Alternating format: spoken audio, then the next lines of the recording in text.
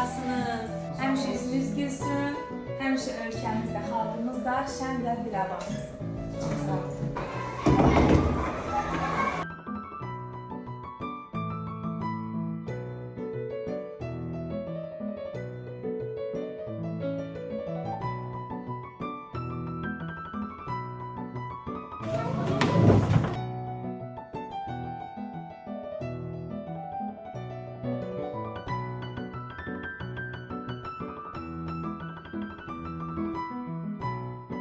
Bayramınız mübarək. Salam uşaqlar, sizin də bayramınız mübarək. Neçə belə gözəl bayramlar qeyd edəsiniz.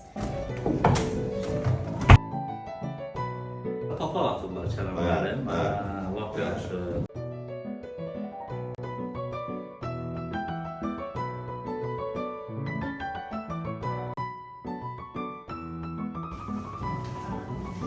Salam. Mən də öz növbəmdə sizin bayramınızı təbrik edirəm. Elimizin, obamızın ən sevimli, əziz bayramımızdır.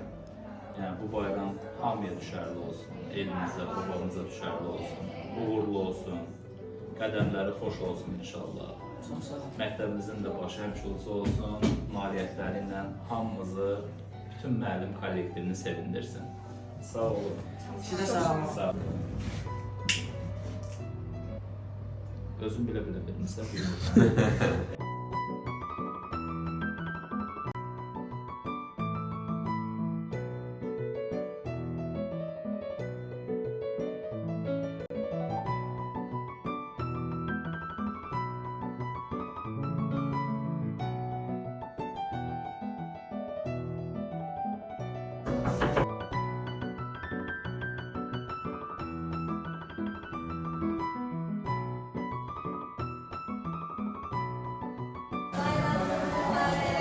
Gəlirəm sizi.